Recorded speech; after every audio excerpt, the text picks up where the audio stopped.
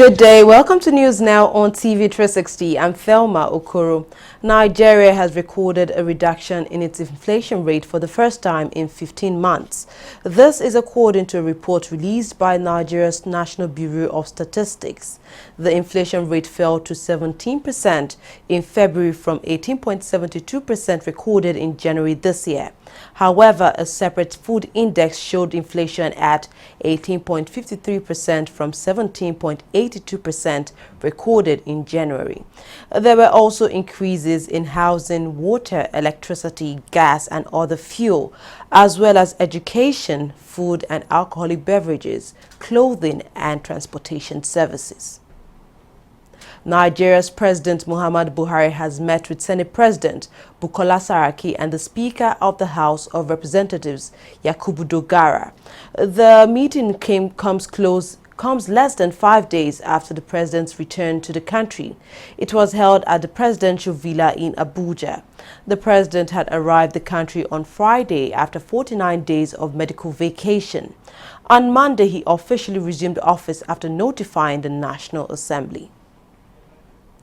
Nigerian President Muhammadu Buhari has asked Vice President Yemi Osinbajo to lead a government delegation to the Niger Delta region to solve the crisis in that region.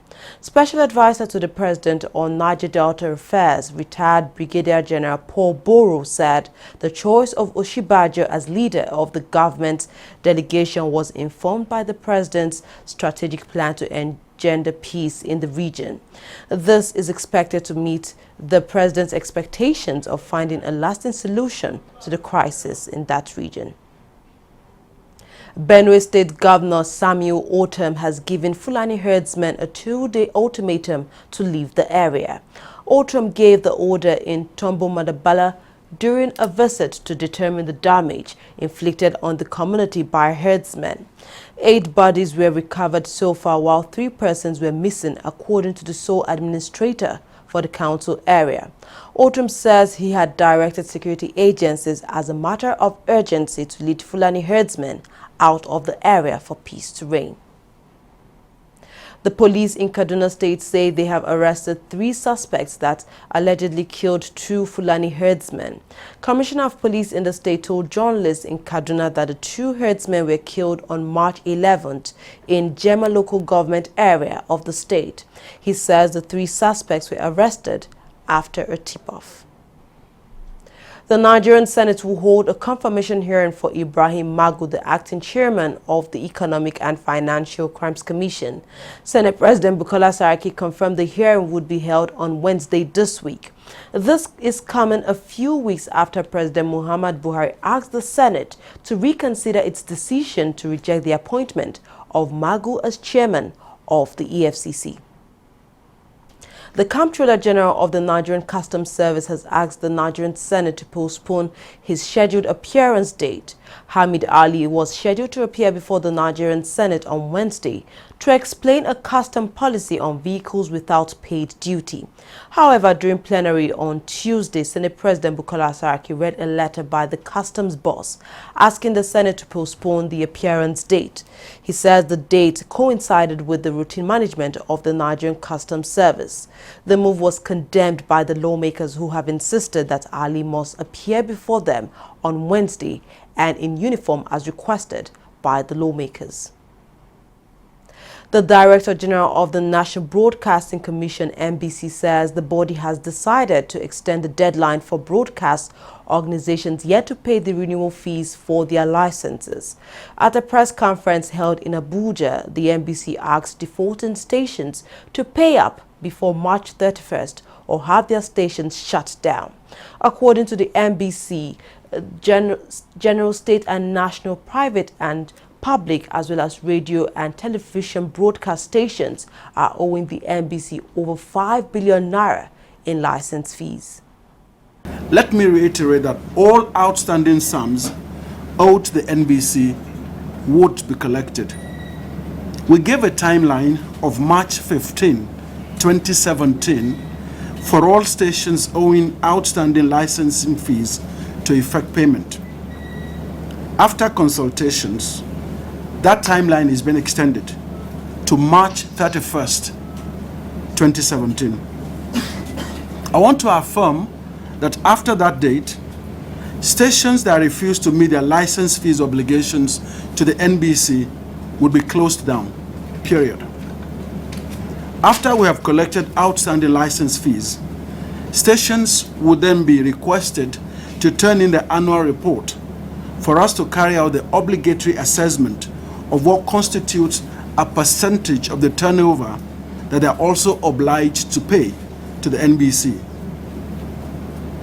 Let me reassure our colleagues that we do understand that these are difficult economic times in our country. But that cannot be justification for not meeting lawful obligations.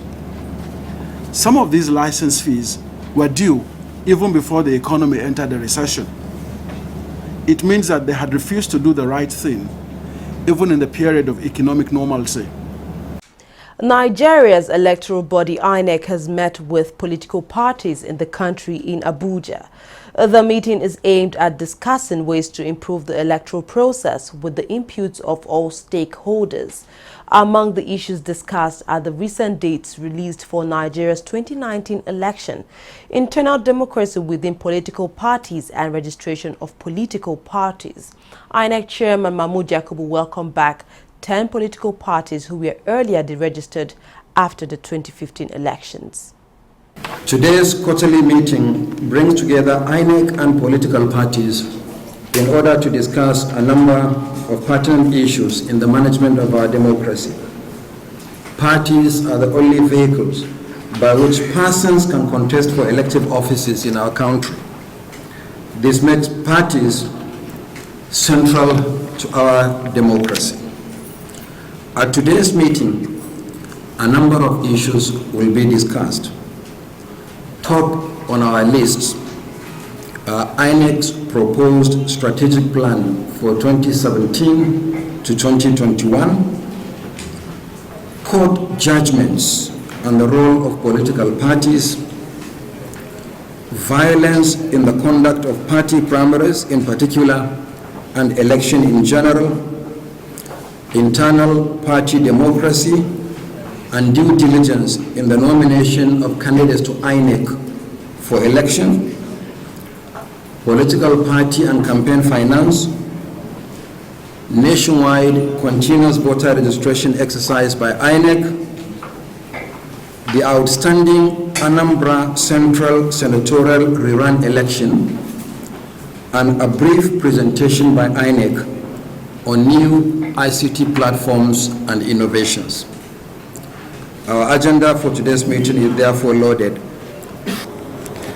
I would like to use this time to welcome back our colleagues, that's the 10 political parties that were registered.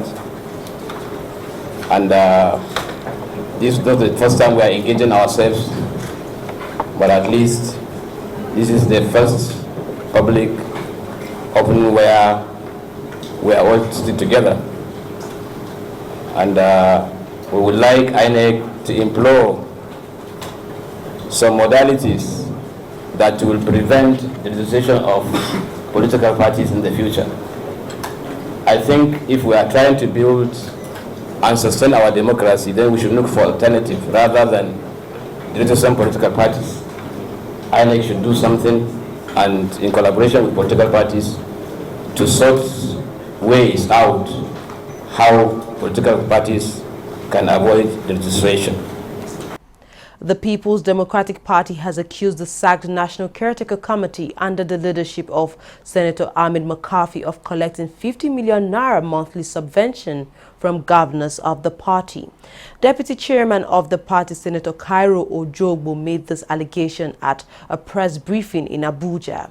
He alleged that this was why the members of the committee, which had been outlawed by the Court of Appeal in Port Harcourt, were unwilling to let go of power. He also alleged that McCarthy was plotting to pick the presidential ticket of the PDP in 2019. This is what must happen. What they have said is, look, this is our position. You are allowed to make impute. If McCarthy has any differences, let him make impute. Now, let me address this finally. The reason McCarthy and his people are behaving like this is because they have seen that the table is crumbling and crumbling fast under their feet. all organs of the party, they are all keen to reconciliation. And when reconciliation happens, they are out. McAfee can only come in as a member of Board of Trustees. And so the subvention, 50 million naira every month from the governors, will stop. The McAfee wants a situation where he will tailor-make a convention because he has come out to say he's interested in contesting the presidency of Nigeria. Yes. Yes. Yes. He has come out to say so. And we are very mindful that we are not going to tie our party around only one individual. That is why the national chairman said, look, I am going to throw everything open. That is why we have studied the position of the Reconciliation Committee, and that is open enough to regenerate and advance this party. Meanwhile, Ahmed McAfee has now denied the allegations in a press conference by his faction of the PDP. Ahmed McAfee said the allegations were all lies. He also said members of the National Caretaker Committee do not enjoy any salary. McAfee also said he accepted a proposal by Nigeria's former president, Goodluck Jonathan, and some governors to end the leadership crisis. We want to stay. So who is having a personal agenda and who is having a easy agenda? This is very logical. Very, very simple. Because if Sharif simply wants to frustrate McAfee, all he needs to do is to resign and say, both of us, let us go. Then he would have frustrated the agenda of McAfee by that. But for you to say, you are the one that wants to plan the convention, and you are saying somebody who is ready to leave now, who say I'm willing and ready to leave now, is the one that has a big agenda, I think is very logical. It doesn't make sense.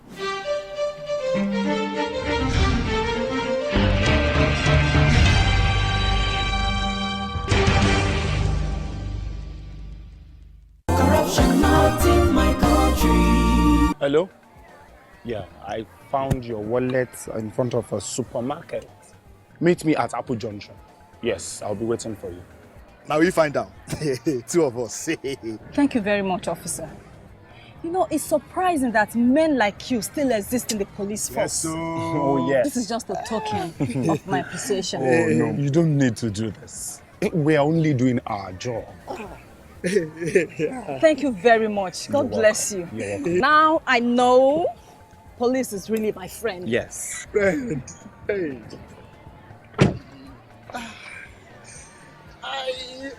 Which came up with this one? I don't understand. You know your problem. You are greedy. I'm a policeman who is doing his job. All forms of corruption in the force. Not in my country. Corruption not in my country.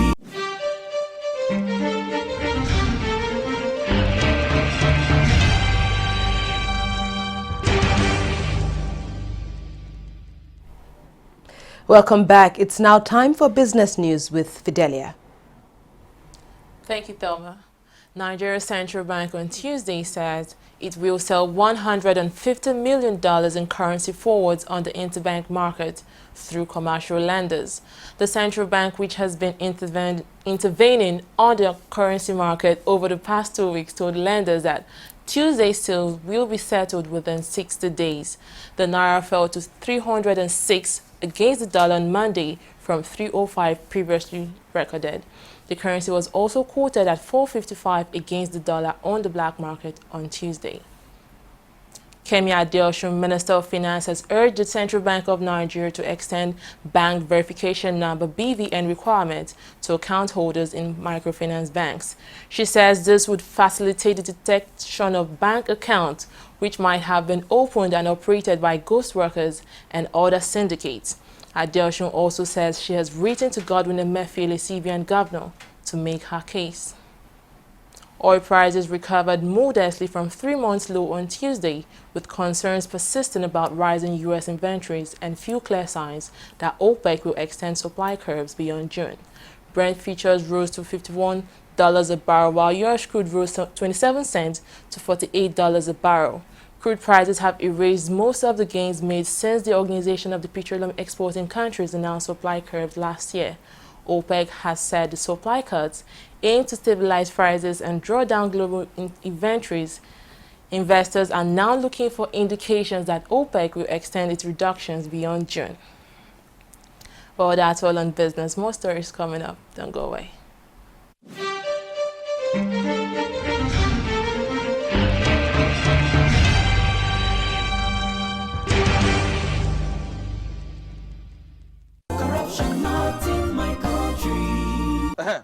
how work?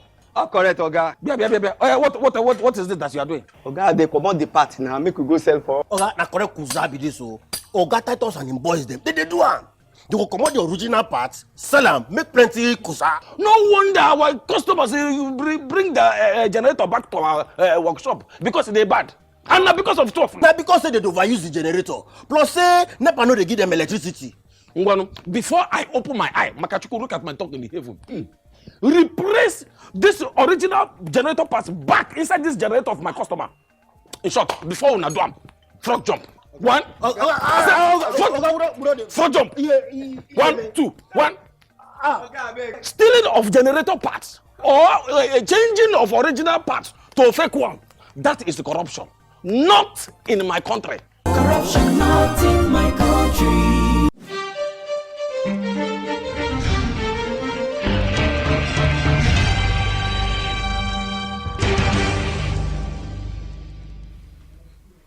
Glad to have you back. The Ethiopian Parliament has declared 3 days of national mourning for the victims of the rubbish dump collapse in the capital of Addis Ababa. Recovery operations are still underway. Authorities have now confirmed 72 people dead in the incident. More bodies have been retrieved from under the debris of the rubbish dump nearly 3 days after the landslide destroyed makeshift houses over the weekend. The Turkish Foreign Ministry has rejected a call by top EU officials to show restraint in a row with the Netherlands over political campaigning.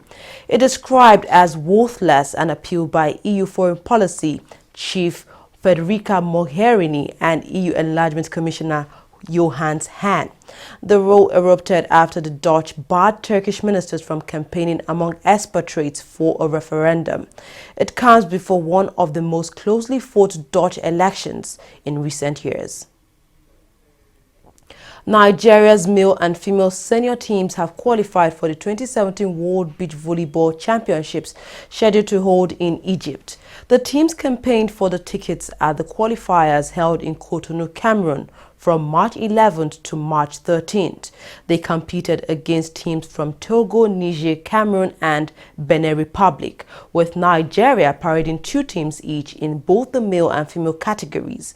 Both Nigerian female and male teams finished first in the female and male categories.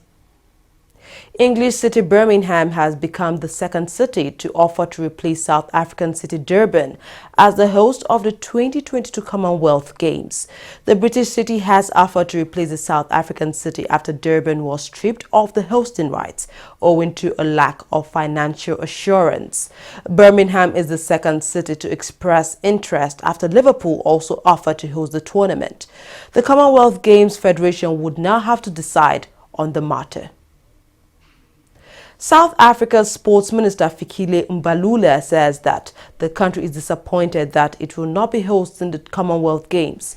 Mbalula in a statement said the cost of hosting the competition had been a major factor in withdrawing the bid. He added that the country would be willing to host the Games in the future. South Africa was supposed to be the first African country to host the tournament. That's it on News Now. Thank you very much for watching. I'm Thelma Okoro.